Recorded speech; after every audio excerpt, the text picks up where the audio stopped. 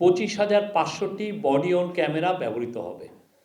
ইতিমধ্যে সমস্ত ক্যামেরা সরবরাহ করা হয়েছে এবং তা ব্যবহার উপযোগী হয়েছে। আজকের মিটিংয়ে এটা একটা ট্রায়াল করা হয়, চিফ অ্যাডভাইজারকে সাথে যুক্ত করা হয় হাটহাজারীর একটি ভোট কেন্দ্রের সাথে। সেখানে একজন পুলিশের একজন অফিসার ছিলেন, সেই তার সাথে সরাসরি সংযুক্ত করা হয়। আমরা এখান থেকে মানে ক্যাবিনেট রুম থেকে তাকে উনি ওই বডি ক্যামেরাটা ওই ভোট কেন্দ্রটা কিভাবে মনিটর করা যায় সেটা মানে ভিডিওতে একদম লাইভ ইমেজের মাধ্যমে এটা আমরা সবাই দেখেছি, এই মিটিংয়ে দেখানো হয়। এবং এই বডি অন ক্যামেরার ক্ষেত্রে বলা হয়েছে যে সবাইকে মোটামুটি ট্রেনিং দেওয়া হয়েছে যারা যারা আছেন, এবং আশা করা যায় যে ইলেকশনের দিন এইটা body on camera for the first time এটা দেওয়া হচ্ছে এবং এটা খুবই ইম্পর্টেন্ট রোল প্লে করবে।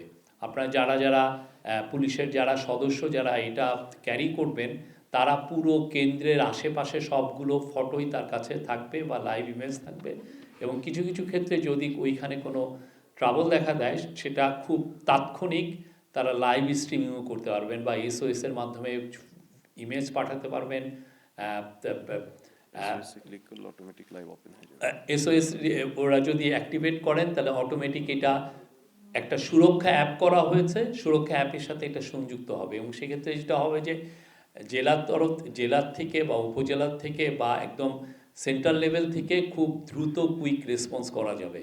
এই কুইক রেসপন্সের মাধ্যমে যে সমস্ত জায়গায় ট্রাবল হচ্ছে, আমরা আশা করি যে একটা জায়গায়ও ট্রাবল হবে না, বাট যদি হয় সেক্ষেত্রে স্থানীয় পুলিশ এরা তো মুভ করবেই, at the same time military যেটা অ্যাক্টিভ কুইক রেসপন্সের জন্য স্ট্রাইকিং ফোর্স হিসেবে থাকবে, তারা রেসপন্স করবে। আর আজকে জানানো হয় যে আর্মির তরফ থেকে মোট এই প্রথমবারের মতো 1 লক্ষ সেনাবাহিনীর মেম্বার থাকবেন, 1 লক্ষের উপরে।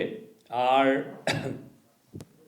বাংলাদেশ নৌবাহিনীর 5,000-এর উপরে থাকবেন, বাংলাদেশ বিমান বাহিনীর 3,730 জনের উপরে থাকবেন, আর বাংলাদেশ পুলিশের থাকবেন প্রায় 1.5 লক্ষ, বাংলাদেশ আনসার গ্রাম প্রতিরক্ষা বাহিনীর 5,76,000, আর বর্ডার গার্ডের থাকবেন প্রায় 38,000, বাংলাদেশ কোস্ট গার্ডের 3,500 উপরে, র্যাবের থাকবেন প্রায় 8,000 এবং ফায়ার সার্ভিস সিভিল ডিফেন্স অধিদপ্তরে থাকবেন আরও 13,390 জন।